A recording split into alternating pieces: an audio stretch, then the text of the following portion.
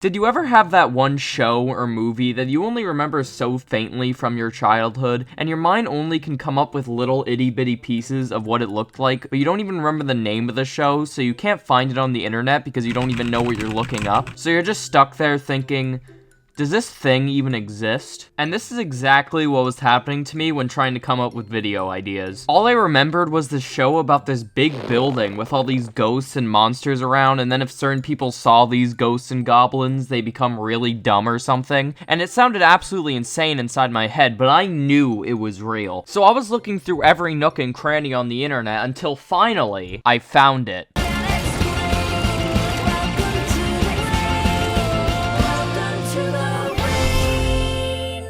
Welcome to the Wayne was a show that aired on Nickelodeon back in 2017 that I don't think anyone remembers. Like, I have not seen a single person talk about this show in recent years, and even when the show released, the only reason people were talking about it was because everyone thought it was a Gravity Falls ripoff. But even if it wasn't popular, when I was a lot younger, I really liked this show for some reason. Though, that's not much of a compliment considering my 9-year-old brain could have liked anything back then. But what is Welcome to the Wayne about? Well, the show is about Auntie Melina, an introverted 10-year-old with germphobia moving into the Wayne, which is this high-rise apartment building secretly filled with strange and unusual things known as Wayne phenomena. And Auntie is one of the few people to be able to witness Wayne phenomena without their brain getting turned into Play-Doh. So he becomes friends with Ollie Timbers, who's very hyperactive and adventurous, as well as Saraline Timbers, who is quite smart and mischievous. The three then team up to form Team Timbers, a group that tries to solve the mysteries of the Wayne, as well as stopping the spy who is trying to exploit the supernatural aspects of the building for their own benefit. And when it comes to that summary, it's only the tip of the weirdly large iceberg of this show. Because despite its popularity, the show has 2 seasons and 30 22-minute episodes, which is a lot more than I thought that was going to be, considering I went into the show thinking it was cancelled. Because everyone knows Nick and how they like to push anything original out of the way for some horrendous live-action show about children and the latest trendy topics.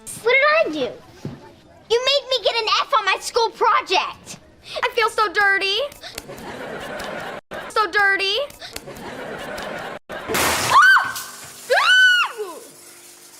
But moving on, I think a good way to go over the aspects and progression of Welcome to the Wayne would be to go through the first episode and then start from there, is what I would be saying if the first episode of Welcome to the Wayne was actually the first episode of Welcome to the Wayne. Because it turns out there was actually a web series of Welcome to the Wayne 3 years before the actual series came out. They were released on Nick.com in 2014 for only a month. That is the canonical origin and technically first episode of the show, which is kind of dumb considering anyone who watched the show in 2017 would not know what really happened previously unless they watched the pilot from 3 years before in the month it was out. So instead of going through the first episode of the official show, let's first go over the pilot series, and then we can quickly go through the beginning of the 2017 version and see how it changed after being gaslit.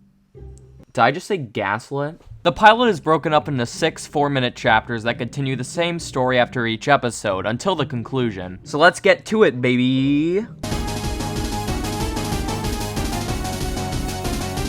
Chapter 1 starts with Auntie Melina walking into the Wayne for the first time, as Ollie, who Auntie hasn't met at this point, stalks him as if he wants to feast upon his flesh and bones. And then Ollie introduces himself to Auntie. And after unconsensually shaking his hand, Ollie takes Auntie to stalk and feast upon a different person this time, the world's greatest explorer, Jonah Bishop. And soon after, an evil spy from Apartment 8I. You see, it's funny because it rhymes. The spy is stalking the person Ollie was previously stalking, Jonah Bishop, who then gives a signal to Ollie to grab the mysterious suitcase he put under the bench he was sitting on before leaving. Afterwards, one of the evil spy's henchmen catches on and tries to shoot an unarmed child with a goddamn laser gun, while Auntie realizes that Ollie is indeed not insane, and that everything he's saying about the Wayne and its anomalies are real. But when trying to run from the henchman, Auntie and Ollie run into something scarier than any monster or death laser, a little sister. And this is the first appearance of Saraline, who is once again Ollie's sister, who then takes a briefcase from Ollie and explains she's taking over the mission, and going to take the briefcase to Jonah's room herself, because apparently the briefcase contains something called the Arc Side that is supposedly the deadliest thing in the Wayne. But despite that, Saraline ends up really easily giving up the briefcase back to Ollie, so Auntie and Ollie can do the mission themselves, leading them to get scanned by an evil robot bird and leaving Ollie to knock him and Auntie out a window so they can dangle 1,000 feet in the air. And the robot bird tries stealing the briefcase, but luckily Auntie manages to grapple it with Ollie's grappling thing he has and gets it, as well as 3 individual individual brain injuries. Auntie started off being terrified about what was going on in the Wayne, but after this little predicament, started feeling invigorated by it all. Which is good considering directly afterwards the two have to run from the Robo-Bird's laser eyes on the side of a building, where Auntie confidently defeats the bird and gets caught by one of the spies. The two get saved by this guy though, and Auntie and Ollie end up in a trash chute, which naturally Auntie doesn't like and flips out on Ollie. Ollie, I'm not going a step further until you show me what's in that case. Why are you so hung up on this? What does it matter? It matters because before I met you, my life made sense. And then you and your gremlin-y little sister turn it all upside down with your stupid adventure! So Auntie says that he won't continue the mission unless Ollie shows him what's in the case. And lo and behold, Ollie opens the case to find nothing but two hand thingamajigs. And Auntie leaves Ollie in the trash. Literally. Ollie continues the mission himself, but ends up getting into a bit of a pickle, as Auntie goes back to his room to see Ollie's Wholesome 100 Big Chungus Reddit moment and regrets leaving Ollie in the mission the way he did. So he goes to find Ollie, sees that he got caught, and then he gets caught too. Subversion of expectations. But luckily, Jonah is back to save the Wayne, and nope, subversion of expectations again. Which kinda makes you doubt that he's the world's greatest explorer, but to be fair, Ollie was the one who said he was. But luckily, this guy comes back and helps to save everyone, and I know I keep calling him this guy, but I genuinely don't remember his name, and he was in the 2017 version too. Saraline helps also, big fight, and it turns out the arc sign is real. And the arc sign is this girl, who just kills the spies and dips. What was the danger of releasing the arc sign if it literally did nothing but help them? I don't know. But after all that, Auntie finally accepts Ollie and Saraline as friends, and officially becomes a member of the soon-to-be-called Team Timbers.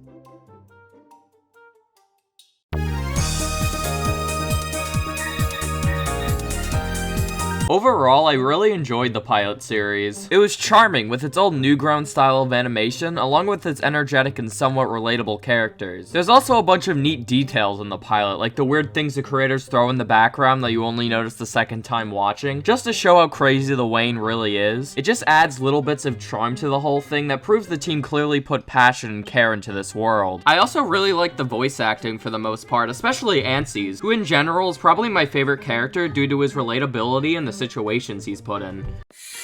You made it! How do you feel? Yeah! That's great! WTTW, BFF. What does that mean? Best friends for... Not that! Welcome to the Wayne! The case! Welcome to the Wayne. WTT Ollie and Saraline were pretty solid characters too. Saraline didn't really get much spotlight in the pilot because instead it was more focused around Ollie and Auntie's relationship. But speaking of Ollie, he's very clearly the comic relief character in both the show and the pilot, and shoots out jokes about every couple of seconds, which just like his character sounds annoying but is somehow executed in a way better way than you'd expect. It's a grapevine. My parents made it. You can go up and down, but also swing-a-ding-ding. Wanna see? No! Oh yeah, and there's also this joke in the sequence of events you just watched that I think was pretty out there. Yeah, my dad makes toys, and Mom works for the military, so they make all kinds of crazy stuff together. Including you! So yeah, I like the jokes a lot too, as well as the whole pilot series. In fact, I'd recommend watching it. It's very short, and there's a full playlist of all 6 chapters here on YouTube. I'll put the link to the playlist in the description probably, maybe. But of course, 3 years later, on July 24th, 2017, Welcome to the Wayne aired its first official episode on Nickelodeon that would add new elements and mysteries into the world of the Wayne.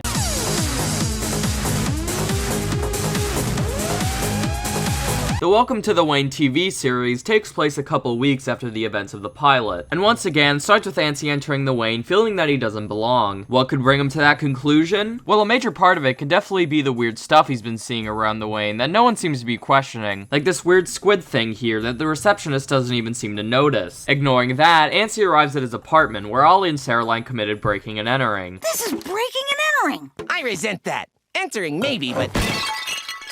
never mind. Saraline explains that ever since Auntie moved in, there's been a massive uptick of WP, which stands for Wayne Phenomena, aka every insanely weird thing that only happens in the Wayne, like the squid thing from earlier. Saraline explains how the spy from Apartment 8I, who didn't actually die by the way, probably has something to do with this, and that a bunch of the squid-like creatures that we saw before are floating around in the Wayne's park. So she tells Auntie and Ollie to go investigate, where the two get attacked by the now called Squidgets, and find out that the Squidgets are being lured into a giant secret room with rainbow gas, where the spy and her henchmen have the squidgets overfill with the rainbow gas so that they can get eaten by this thing that gets stronger each time it consumes. The spies leave and put the monster, now known as Sleepyhead, back in containment. But when Nancy and Ollie try doing the smartest thing they can do to escape the room they're trapped in, pulling some random switches, they accidentally release Sleepyhead, so the two have to act fast and jump in a random tunnel, leaving Sleepyhead well and free. Ollie and Nancy get separated though from the squidget from earlier, and Nancy ends up in a hallway with a suspiciously important looking mirror. The mirror magically breaks open to reveal a giant secret library with a bunch of squidgets floating around, as well as a magic aura and the librarian, Clara, who welcomes Nancy to the stanza. Nancy kinda likes the stanza due to his love for libraries and how it makes him feel home, a feeling that he doesn't quite have in the Wayne yet. Clara lets him stay, and Nancy wanders his way into seeing a dark masked figure putting weird looking cards in what's called the archives, which Nancy kinda just forgets about and continues to chill in the library despite the threat outside. But back to Ollie and Caroline, the two meet back up and find out Sleepyhead is making his way through the Wayne, and Nancy at the library gets one of those mysterious cards from earlier with the help from the squidget who Nancy now calls JK, and finds out how to defeat Sleepyhead. But back to Ollie and Caroline once more, the two are getting attacked by Sleepyhead, and Nancy helps to save them and bring them to the rainbow gas room from before, where Nancy explains how feeding Sleepyhead enough rainbow gas could make him explode. So using JK as a lure, the three manage to get Sleepyhead trapped with a bunch of rainbow gas, which as we learned before, makes him stronger. Unfortunately though, Sleepyhead breaks free, and with full power stomps on over to Team Timbers and just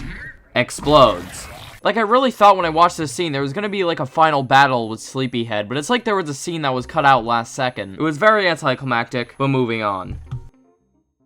After that adventure, Nancy shares with Ollie and Caroline that he doesn't think he belongs on Team Timbers, until the card him and JK sneaked from the stanza drops on the floor, where the three find out that the card has Nancy's name on it, and the three are left in confusion.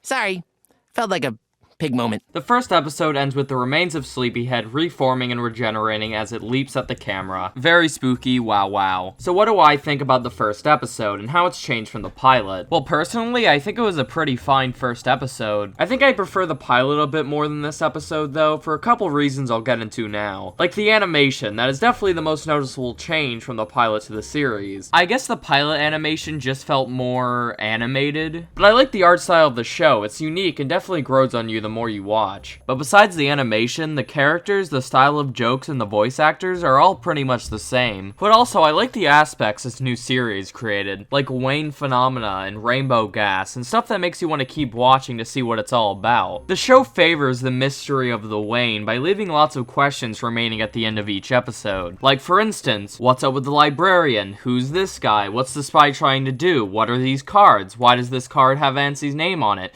Pig moment. The show leaves you questions you want answers to, which makes the viewer engaged. Speaking of each episode though, I'm not going to go over every episode in the series. I think a better idea would be to just go over the things like the new elements, characters, and other random stuff that later gets introduced in the show, and share my thoughts about them. And leave all the plot and stuff as a mystery for you guys to maybe see yourselves. The show's on Paramount Plus at the moment, but you could also just, you know. But anyways, one element this show introduces is the existence of Normas and Normans, which is what Ollie and Caroline call people who can't handle witnessing Wayne phenomena, because it turns out not everyone can see Wayne phenomena for too long without suffering psychological repercussions. When a Norman sees a Wayne phenomena, they go into 3 different stages. Stage 1 being denial, where they try to convince themselves what they're seeing isn't real, but after too long of exposure, they move on to stage 2, goonballs, where the Play-Doh brain kicks in and their eyes change color. They start saying things that don't make sense, and at this point they're already losing it.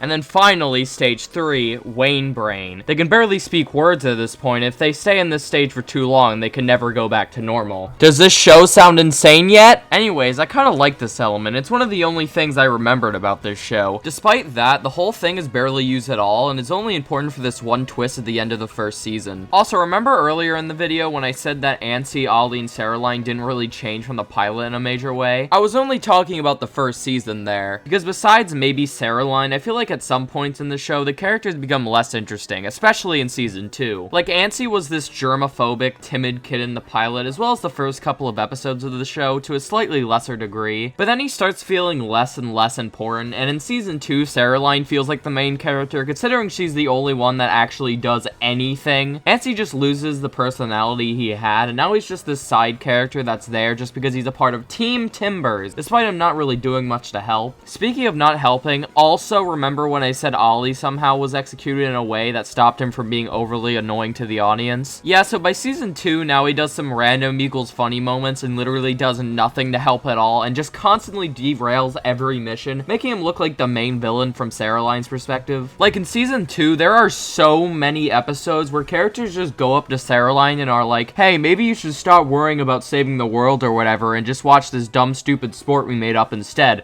Like the show acts like Sarah Line is wrong for wanting to solve the mysteries when everyone else was doing nothing. Now, how should we spend our vacation? Working. There's still a lot we don't know. We may have beaten the spy from apartment 8I, but she still lives in the Wayne and— Caroline, our vacation just started and you're already ruining it. Like, the mysteries are what people want to see, so why are we more focused on squidget bowling? Yeah, so as you may tell, the show gets a lot slower and starts having some filler here and there, which for a show like this, it really shouldn't have much of. Also, remember the spy from apartment 8I? Yeah, she doesn't feel like a threat whatsoever anymore, and now it's replaced by her boss she now has, whose personality is being evil and making jokes that break the tension of scenes. Like, I know I'm supposed to be talking about the derailment of characters, but I don't know, season 2 especially just feels different compared to the rest of the series. My theory about season 2 is that the Welcome to the Wayne team never intended for the show to continue after season 1, but after Nickelodeon saw the success of the show, they had to get their grubby little hands on it and make them create another season and rush out a new plot, because pretty much everything was solved in the season 1 finale. This theory would also explain how this season only has 10 episodes unlike season 1's 20. But moving on to the new characters the series introduced. Wendell William Wasserman is a vampire hunter who I like sometimes because he's played by Dana Snyder. I heard this guy was a vampire and thought you were in danger.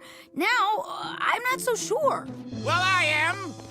Surety is my middle name. Sure as my name is Wendell Surety Wasserman, which it's not. It's actually William, but for this conversation's purposes, surety it is. He also has the power to control spoons, which is really odd to me considering the show never said normal human beings can have magic powers, which I feel would make Wendell a Wayne phenomenon in a way. Like, it's never explained how he controls spoons or how he got the power. He just has it because vampires are scared of spoons, I guess. Wendell would also officially join Team Timbers, along with some of the characters I'll discuss in a bit. Like Dennis O'Bannon, who's a rich kid bully who picked on Team Timbers before becoming a member. The first episode he's in makes you despise him, but honestly, I kind of just like him for his silly voice. I knew I'd win. There's also Goodness, who's Clara the librarian's daughter and also a ninja, but they don't do much with that. This character only exists for one episode, and after that episode, she's completely irrelevant, so moving on. And then there's Catherine Alice, a mute girl who lost her voice somehow. She also has the power to bring origami to life and make anything out of paper extremely well. But just like almost every other member of Team Timbers, she doesn't have much going on with her. I mean, at least it's kind of interesting how she uses paper to communicate, but being a silent character isn't that original of a character trait, but at least it makes her slightly stick out compared to the other character. Wait a minute, what's happening? Catherine Alice, how does it feel to finally have a voice? Pretty amazing. Do you have any idea how many paper cuts I've gotten trying to talk to you guys? Oh. Okay. So scratch that, they decided to remove one of the two things that makes this character unique, being mute, and gives them a voice, completely taking away what makes them interesting. But at least she can still make cool things out of paper, right? In the next episode, she makes a paper plane. So yeah, this is a very common theme I've noticed as the show went on. It likes to take things that made the show fun and then reduce or completely remove them. Like, what's the point of having Team Timbers if almost every member is pretty much a side character? Team Timbers is supposed to be a team that solves and protects the Wayne, but no one does that unless Ollie or something causes something bad to happen. Like, the Arcsign's powers are hidden somewhere in the Wayne and everyone is just at this science fair as it cuts to Sarah Line and the Arcsign actually building a device to find the powers. Oh yeah, also the Arcsign is back. The evil guy wants to get her powers, but then the Arcsign releases her powers, so she becomes human, and now her name is Anna Seal. But her and Sarah Line are the only actual main characters in this show. Like, girl boss duo, baby, let's go.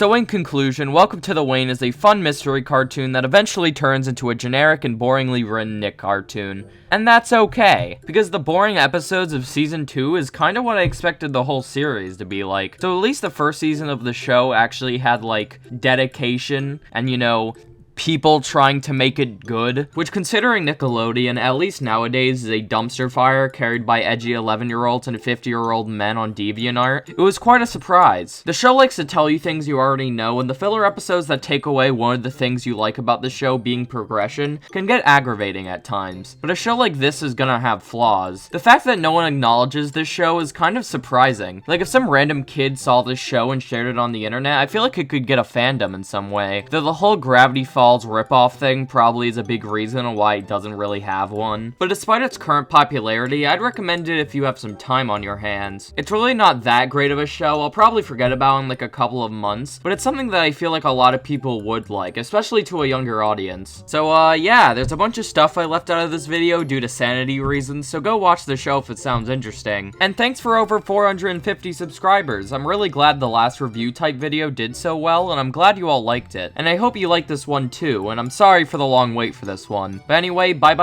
I guess. Subscribe and like and stuff.